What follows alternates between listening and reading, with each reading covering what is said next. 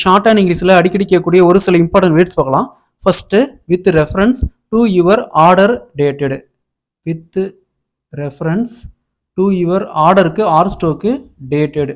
Order dated of the வரும், இல்லைனா order of September மே இந்த மாதிரி மந்த்தும் வரும். Next with reference to your letter dated. With reference to your letter dated. Next, you may be pleased. You m thicka may be pleased. M thicka write பண்ணா may be.